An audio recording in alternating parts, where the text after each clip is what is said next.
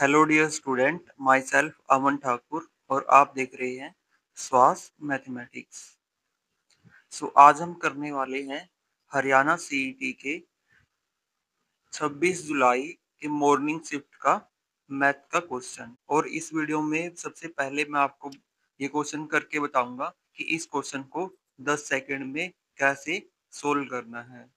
और फिर इसके बाद मैं आपको बताऊंगा कि इस क्वेश्चन को मैंने कैसे सोल्व किया है और इसमें जो एचसीएफ एलसीएम है उसमें क्या क्या हमें याद रखना है और कौन से इसके फॉर्मूले बनते हैं जिनको हमें याद रखना चाहिए और कैसे हम एचसीएफ एलसीएम को याद रख सकते हैं। और साथ साथ में मैं एलसीएम और एचसीएफ से रिलेटेड कुछ टिप्स भी दूंगा। इसके बाद एचसीएफ और एलसीएम का कोई भी क्वेश्चन आपसे गलत नहीं होगा।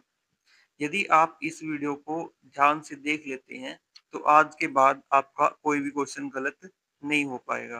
तो यदि आपका मैथ कमजोर है और आप अपने मैथ को बेहतर बनाना चाहते हैं तो आप हमारे साथ यूट्यूब के माध्यम से जुड़ सकती हैं।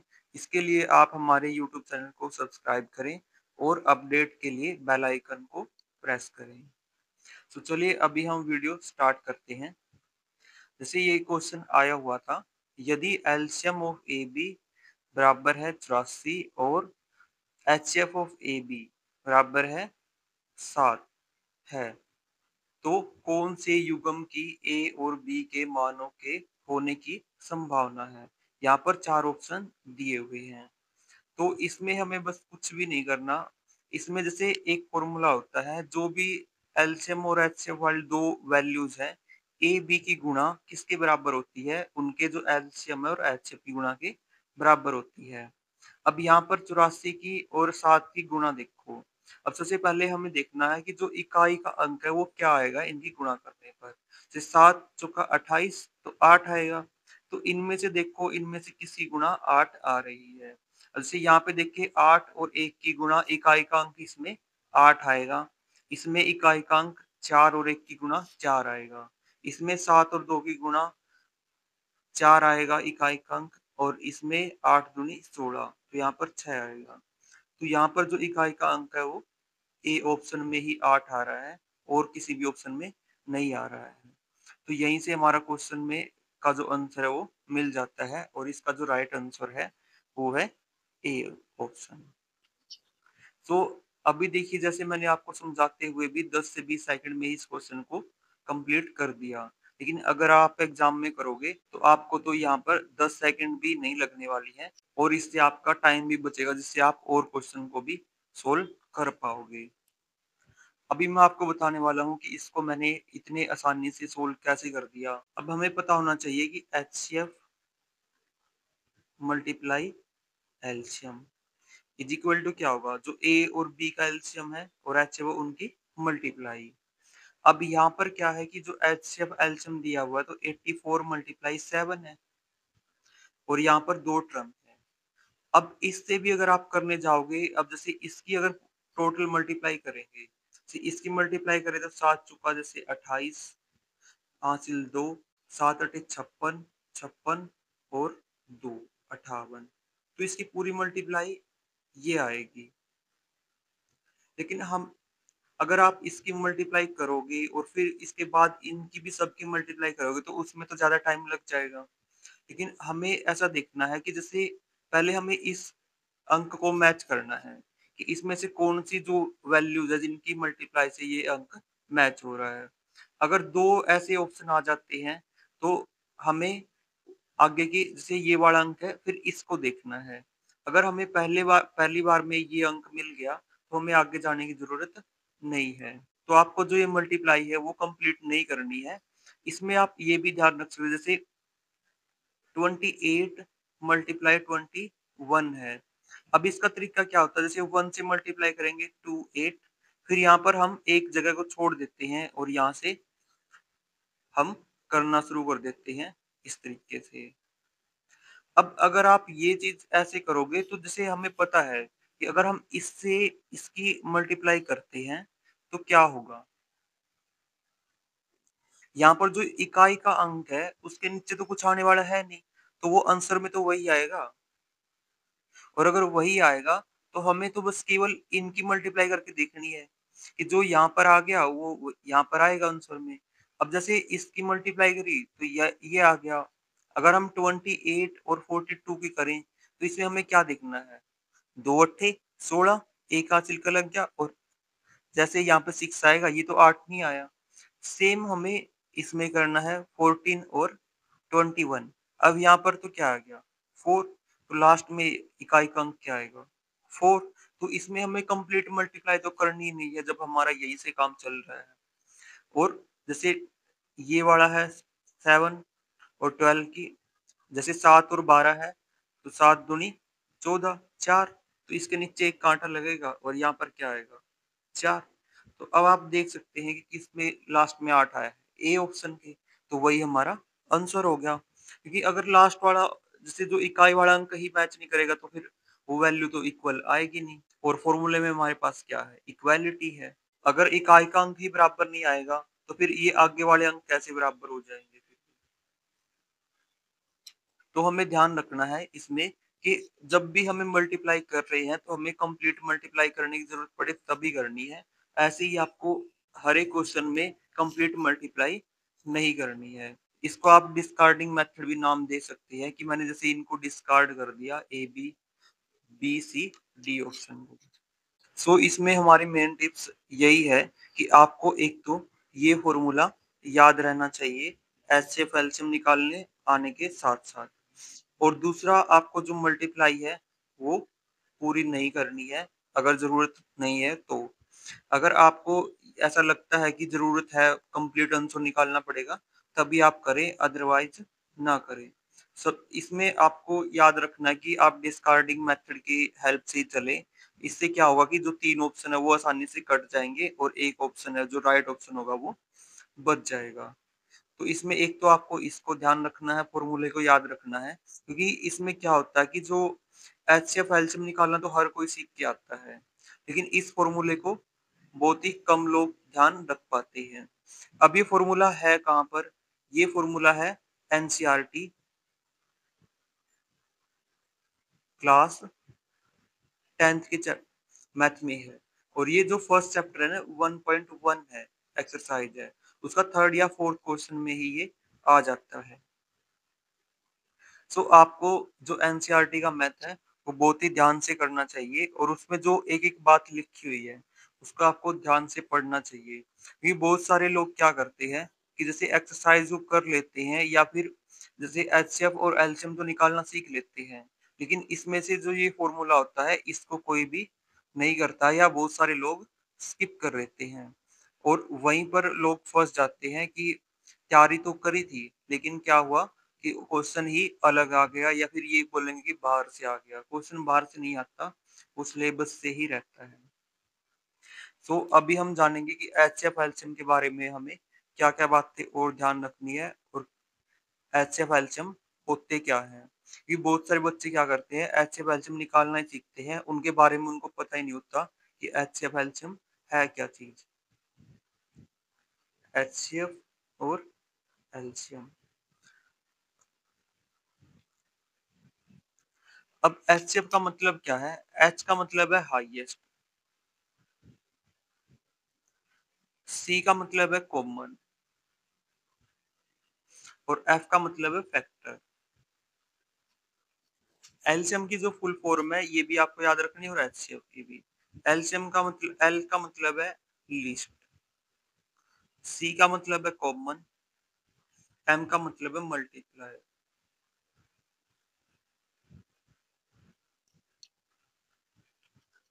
तो अभी हम पहले देखते हैं जो एचसीएफ है वो क्या है। हाईएस्ट मतलब जो सबसे बड़ा हो, कॉमन मतलब दो चीजों में कॉमन आए, और फैक्टर का मतलब है गुणांक। अगर आपको इंग्लिश में समझ में ना आए, इसका मतलब है गुणांक। अब गुणांक कैसे? जैसे 4 लिखा हुआ है, अब इसको हम क्या लिख सकते हैं? 2 × 2।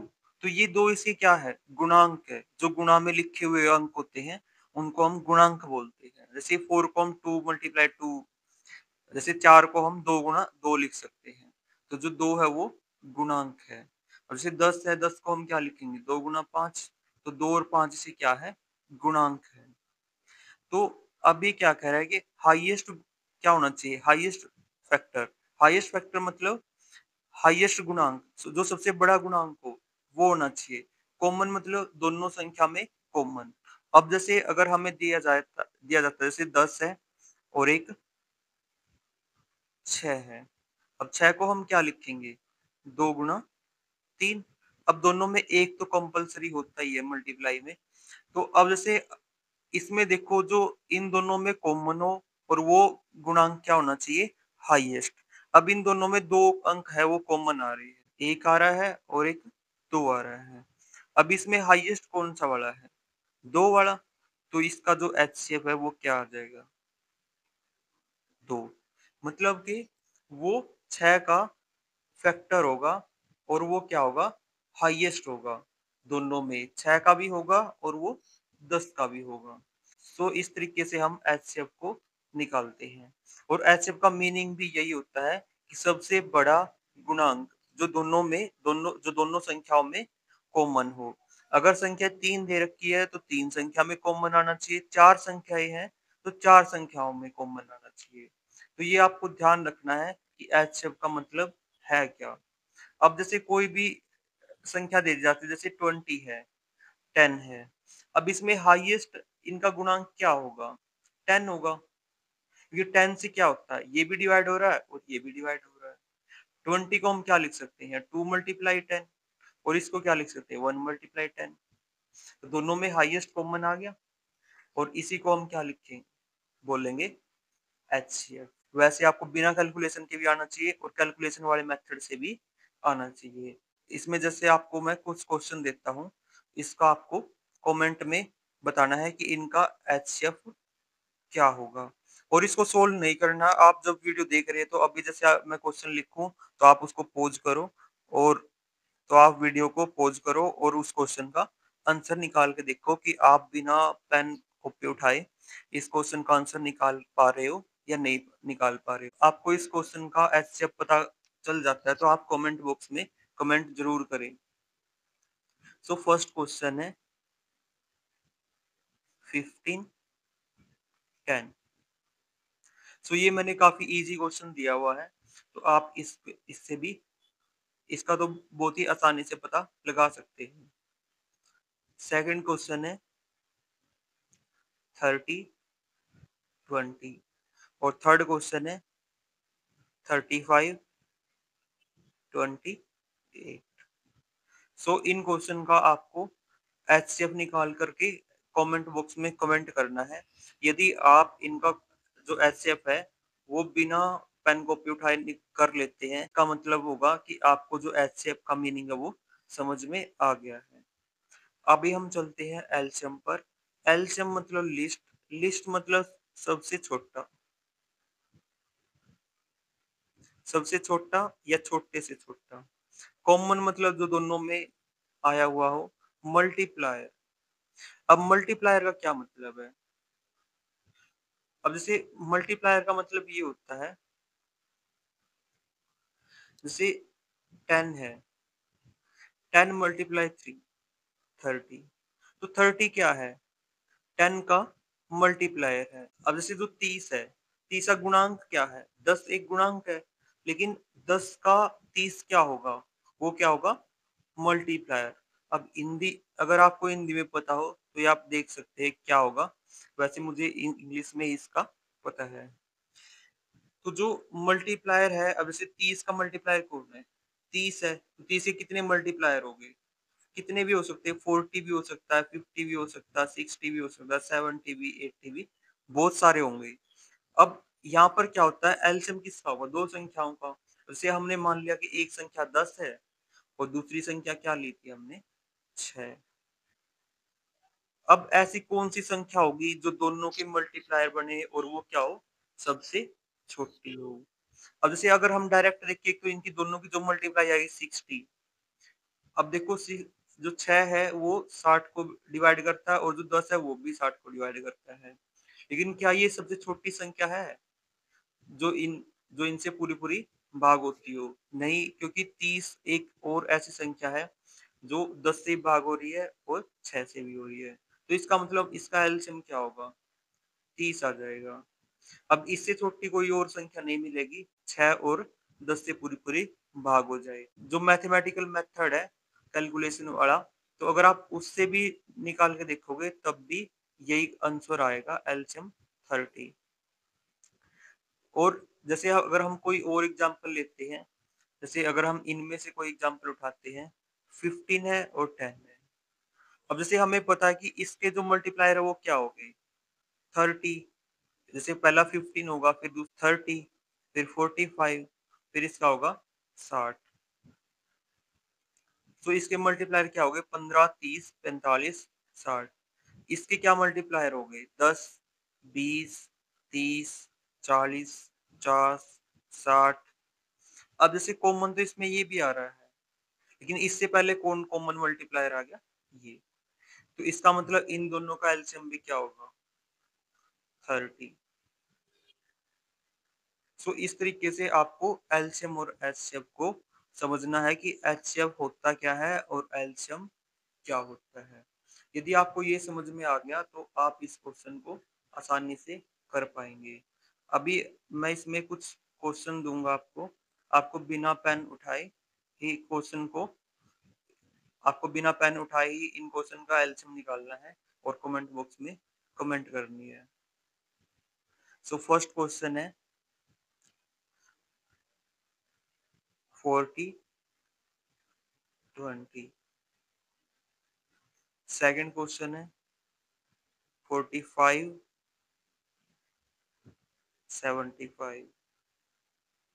थर्ड क्वेश्चन है 25 और 90। सो ये जो तीन क्वेश्चन है इनका आपको कमेंट बॉक्स में आंसर देना है।